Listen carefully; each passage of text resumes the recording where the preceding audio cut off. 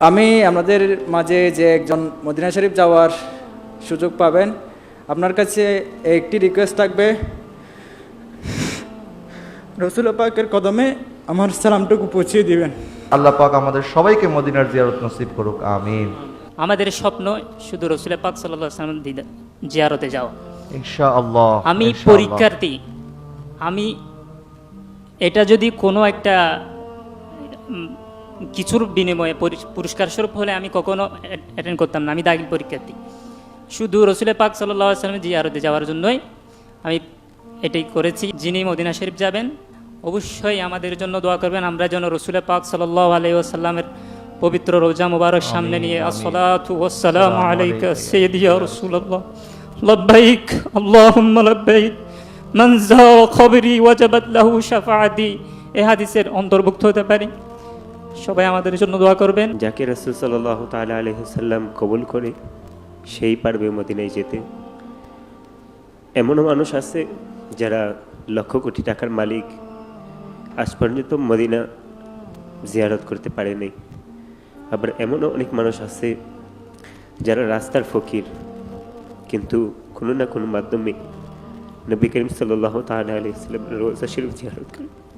আর 1000 থেকে 100 থেকে 10 জন, এই 10 জন থেকে রাসূল যাকে কবুল করবে সেই মদিনায় যাবে। এটা আমি আমার প্রতিযোগী ভাইদের সাথেও মাদ্রাসায় বসে বসে বলতেছিলাম যে পড়াশোনা করে কিছু হবে না, আপনি চেষ্টা করতে পারবেন, আপনার চেষ্টা আপনার কাছে, কিন্তু নবী যদি আপনাকে না ডাকে, রাসূল যদি আপনাকে না ডাকে, আপনি কোনোদিন মদিনায় যেতে পারবেন না। আমার রাসূল আজকে আমাকে ডাকে নাই, আশা করি জীবনে কোনো একবার রাসূল আমাকে ডাকবে। যেই ভাই মদিনায় যাবে নবীর রওজার সামনে দাঁড়িয়ে একবার এই গুনাহগারের কথা বলবে,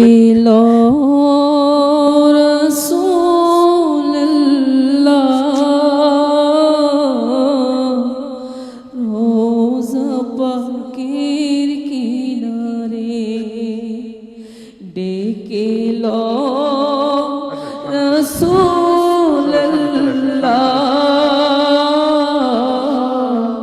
রোজা পাকের কিনারে আমি কেঁদে কেঁদে হই গো সারা, ধন্য করো দিদারে। ওই হাজি ভাই যাই মদিনায়, রোজা পাকে সালাম জানায়।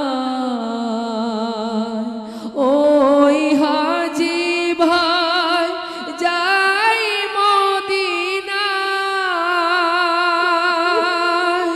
রোজা পাকে সালাম জানায়।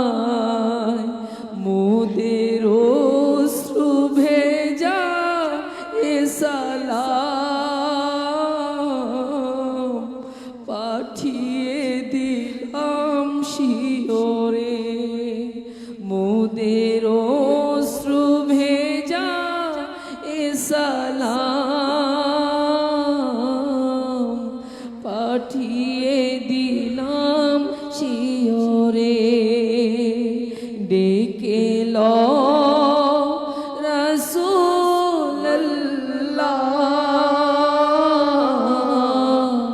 রোজা পাকের কিনারে আমি কেঁদে কেঁদে হই গো সারা,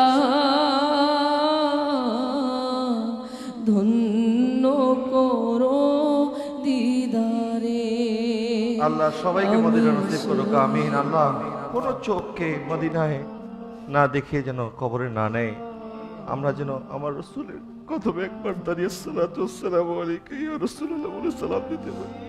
আমার রাসূল মদিনায় পাক আমাদের জন্য সবসময় কাঁদেন, আর আমরা আমাদের এই আশিক রাসূলদেরকে পেয়ে আজকে আমরা ধন্য আল্লাহ পাক অবশ্যই আপনাদেরকে মদিনায়ে তৈয়বা জিয়ারত নসিব করবে, আমিন।